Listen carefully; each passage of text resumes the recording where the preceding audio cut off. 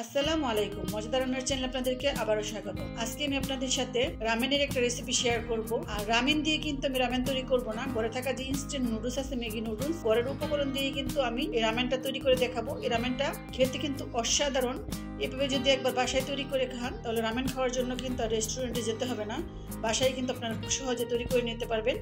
তো চলুন রেসিপিটা একটু এক নজরে দেখে আসি। যে কোনো রেসিপি তৈরি করার ক্ষেত্রে আমরা যদি ফার্স্টেই ইনগ্রিডিয়েন্টসগুলোকে রেডি করে নিই তাহলে রান্নাটা কিন্তু খুব ঝটপট করা যায় আর রেসিপিটা দ্রুত তৈরি করে ফেলা যায়। তো আমি 4টা পেঁয়াজ কেটে নিয়েছি আর 1 মুঠ পালং শাক নিয়েছি, কচি পালং পাতাগুলো নিয়েছি আমি শুধু, আর একটা গাজরকে আমি ছিলে নিয়েছি, একটা পেঁয়াজ নিয়েছি, অল্প একটুখানি ধনেপাতা নিয়েছি, একটা কাঁচামরিচ নিয়েছি আর একটা বড় সাইজের রসুন আমি নিয়েছি। তো এগুলোকে আমি ফার্স্টে একটু কেটে নিব। গাজরটাকে একটু লম্বা লম্বা করে কেটে নিব, চিকন চিকন করে কেটে নিব। এরকম চিকন আর ছোট কিমা করে আমি রসুনগুলোকে কেটে নিব। রসুনগুলো দেখুন একদম ফাইন কিমা করে নিয়েছি। এখন পেঁয়াজ কালি এই গোড়ার অংশটাকে, সাদা অংশটাকে একটু আলাদা করে কেটে রাখবো। খুব বেশি পেঁয়াজ লাগবে না, একটা পেঁয়াজ লাগবে। পেঁয়াজটাকেও পাতলা পাতলা করে কেটে নেব। ধনেপাতাটা কুচি করে নিলাম। আমাদের কাটাকাটি শেষ, এখন আমরা রান্নায় চলে যাব। ফার্স্টে আমি চিলি অয়েল তৈরি করে নিব। তার জন্য নিয়েছি সাদা তিল, নিয়েছি 1 চা চামচ, 1 চা চামচ নিয়েছি ক্র্যাশ পেপার, আর কুচানো রসুন নিয়েছি 1 চা চামচ। রান্নার যে রেগুলার তেল আছে এই তেলটা দিবেন, অবশ্যই সয়াবিন তেল দিবেন। আমি রাইস ব্র্যান্ড দিয়েছি, এটা সরিষার তেল মনে করবেন না। সরিষার তেল দিয়ে কিন্তু এই চিলি অয়েলটা করা যাবে না। তেলটাকে এখন খুব ভালো করে গরম করে নিব। তেলটা যখন খুব ভালো করে গরম হয়ে গিয়েছে তখন এটার মধ্যে আমি ঢেলে দিয়েছি, ঢেলে একটু মিক্স করে নিয়েছি। তো হয়ে গেল আমার চিলি অয়েল। ডিমটাকে আমি একটু পোস্ট করে নিব, একটু লবণ ছিটিয়ে দিব।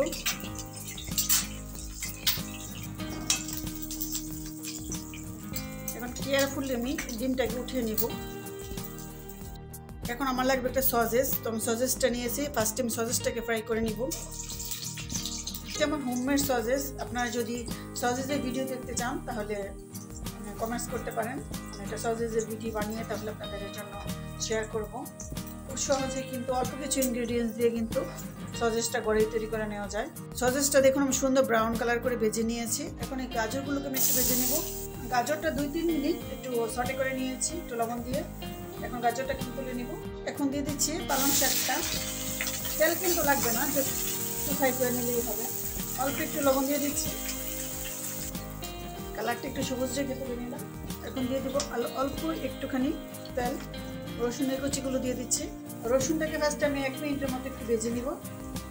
যখন রসুন থেকে একটা সুন্দর ফ্লেভার রিলিজ হবে তখন আমি দিয়ে দিচ্ছি পেঁয়াজ কালির যে গোড়াটা, এই গোড়াটা। এখন দিয়ে দিচ্ছি পেঁয়াজটা,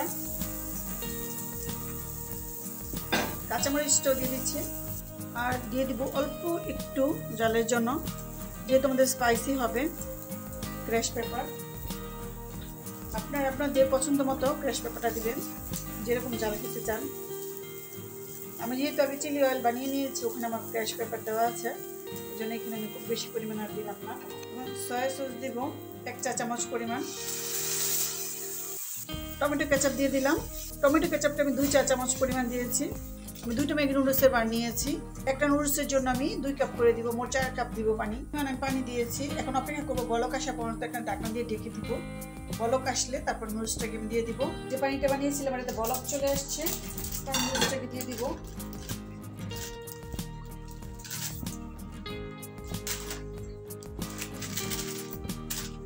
এখন আর ডেকে দিতে হবে না, যেহেতু এটা আমি ইনস্ট্যান্ট নুডলস দিয়েছি, খুব দ্রুতই কিন্তু সিদ্ধ হয়ে যাবে। রামেন ছাড়াও কিন্তু আমরা এভাবে রামেন তৈরি করে নিতে পারি। ইনস্ট্যান্ট নুডলস দিয়ে কিন্তু খুব সহজেই ঘরে রামেন তৈরি করতে পারি। অল্প সময় কিন্তু লাগে, খুব সময় কিন্তু লাগে না, কারণ ইনস্ট্যান্ট নুডলস কিন্তু খুব দ্রুত সিদ্ধ হয়ে যায়। নুডলসের সাথে যে মশলাটা আছে এটাও দিয়ে দিচ্ছি। পেঁয়াজ কেটে রেখেছিলাম, ওখান থেকে কিছুটা দিব, আর কিছুটা আমি গার্নিশিংয়ের জন্য রেখে দিব। লবণটা চেক করে নিতে পারেন। নুডলসটা সিদ্ধ হতে হতে কিন্তু ঝোলটাও কমে যাবে। পুরো কিন্তু শুকিয়ে ফেলা যাবে না, একটু জল রেখে দিতে হবে, কারণ রামেন কিন্তু একটু ঝোলঝোলই হয়, একদম শুকনো হয় না। নুডলসটা সিদ্ধ হলো কিনা এটা একটু চেক করে নিব। আর একটু সিদ্ধ হবে।